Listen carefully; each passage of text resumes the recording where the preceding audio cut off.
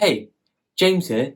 In this short video, I'm going to go through how I made a DIY pedal board for live gigging using this, my old iPhone.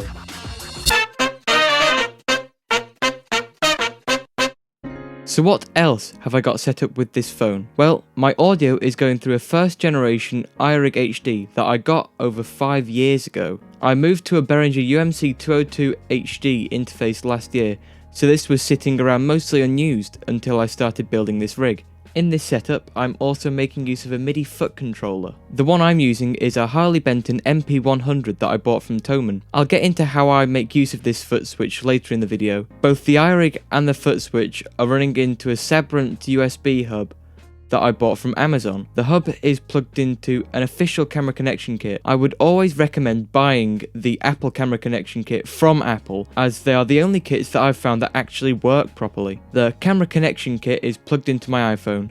I'm also charging the iPhone at the same time, as I have to have the iPhone on charge for this setup to work properly. I'm running the whole system from an Anker 20,000 mAh power bank, so I don't have to rely on power coming from the stage. The power bank can charge the iPhone SE several times over, so I don't really need to worry about it running out of charge during a gig. I use the headphone output on the iPhone SE to go into a stage DI box, or I can go into an amplifier if I want to.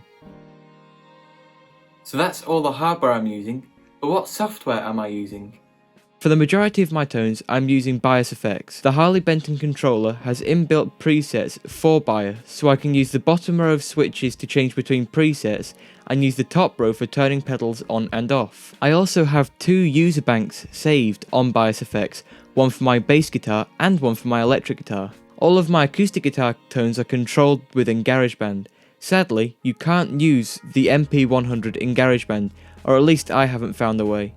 So what does all this sound like? Well, I've just recorded a short demo, and all of the tones in this are coming straight from bias effects.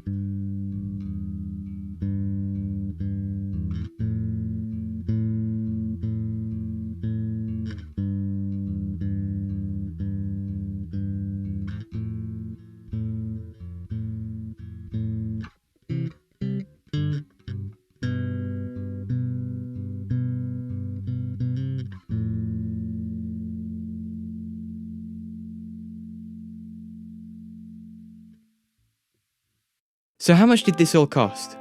Well, I already had a lot of the gear that I needed to make this setup work, but I've calculated how much it would cost to buy everything to get this setup up and running. You can get a 32GB first generation iPhone SE for around £80 if you shop around on eBay for a bit. This is the only second-hand thing that I'll be including in this price up, so bear in mind that if you're prepared to shop around on the likes of eBay, you can probably get this setup for less money. The iRig HD that I use has now been replaced by the iRig HD 2, which costs about £76.